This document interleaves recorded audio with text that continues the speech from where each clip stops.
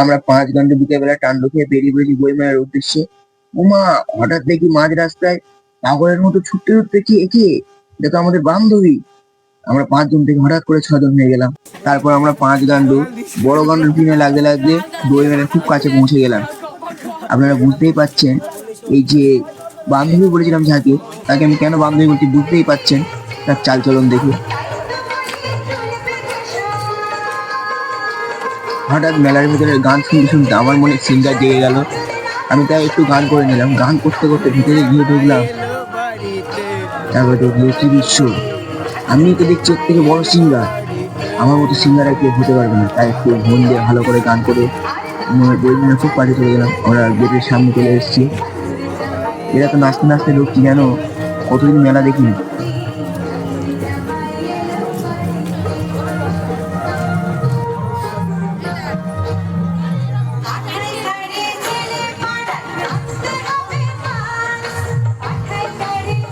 আমি ভিতরে ঢুকে ক্যামেরা ঘোরাতে সবাই আমার দিকে এমন ভাবে তাকাচ্ছিল যেন আমি বেতাল বলে একটা সেলিব্রিটি মানুষ।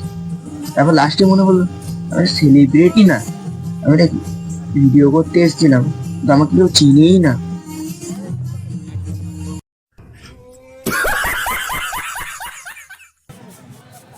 আমরা হাতিশালা আদর্শ শিশু বিকাশ কেন্দ্র যাদের 6টি ব্রাঞ্চ এই ভাঙড়ে ঢুকে ও মা, এ কি!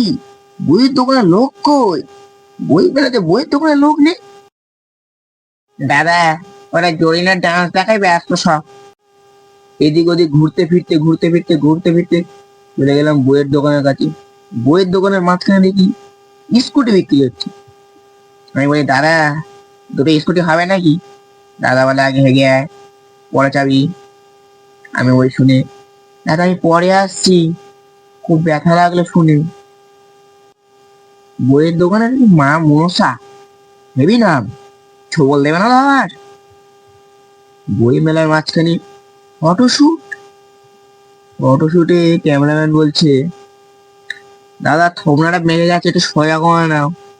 ওই শুনে কাকা চাদর তুলে দিয়ে কাকিমাকে বলে, ফটো ঠিক করে তোলো। তারপর আমরা আগাতে আগাতে আগাতে আগাতে বইয়ের দোকান পার হয়ে খাবারের দোকানের দিকে ঢুকবো। সেই টাইমে আমার ছেঁড়িটা বন্ধুগুলো পিছন থেকে আমাকে ডাকলো, বলে, ভাই কোথায় যাচ্ছি? খাবারের দোকানের দিকে যাবো, চ। ওরা বলছে, না, খাবারের দোকানে আগে যাওয়া যাবে না।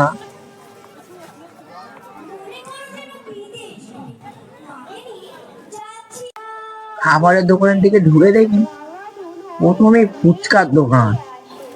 আর ফুচকার দোকান থাকবে, কাকিমারা থাকবে না, দিদিরা থাকবে না? ফুচকা কাকু তো নাক বন্ধ ফুচকা দিয়ে দিতে। চারিদিকে মেয়ে ভর্তি কাকু, দেখতেই পাচ্ছে। দেখো, কাকা মেরেই যাচ্ছে মেরেই যাচ্ছে, কাকার হাত বন্ধ যায় না। আর এরা ফুচকা খেয়ে যাচ্ছে খেয়ে যাচ্ছে। আর আমার এক বন্ধু ফুচকার দোকান বাদ দিয়ে জিলিপি ভাজার দোকানে দাঁড়িয়ে পড়েছে, তো জিলিপি ভাজা দেখছে।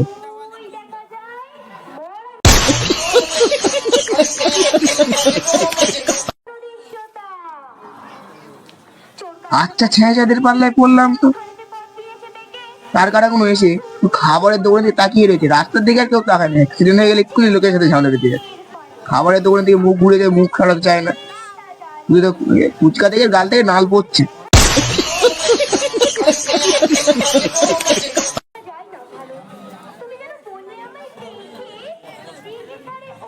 একটু হাঁটতে হাঁটতে সামনে দেখি নাগরদোলা। আমরা সবাই মিলে নাগরদোলার কাছে গেলাম। আমি তো আগেই যাচ্ছি, এরা দেখি সবাই দাঁড়িয়ে পড়লো। কিছু বুঝতে পারলাম না। পিছন ঘুরে দেখি এরা এমন করে দেখছে বাপের জন্য নাগরদোলা দেখি।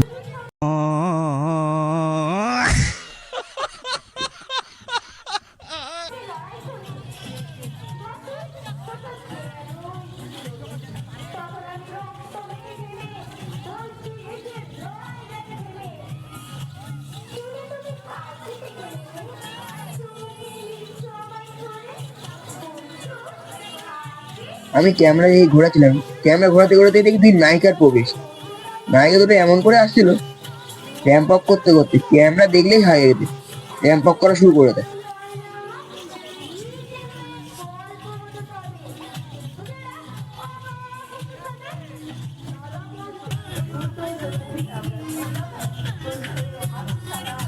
ভিতরে ঢুকে দেখি বড় স্টেজের থেকে ছোট স্টেজে ভিড় বেশি।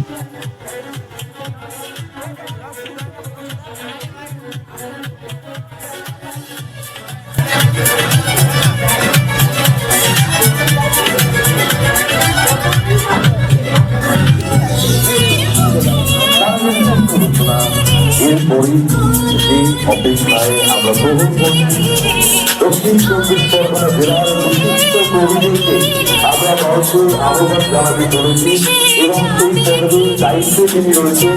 তিনি ভাঙড়ের শুধু ভূমিপুত্রই নন, তিনি ভাঙড়ে তার কর্মজীবন ভাঙড় মহাবিদ্যালয়, পাশাপাশি তার কবিতার হাত এবং সেই কবিতা এই রানাকার চরিত্রে আন্তর্জাতিক স্তরে পৌঁছেছি।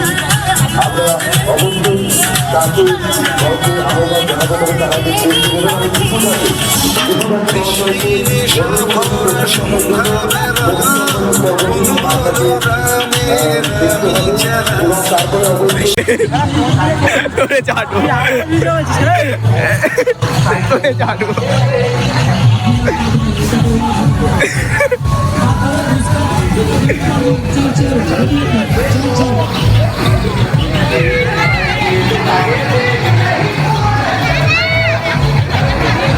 ও দাদাকে খুঁজে পাচ্ছে না।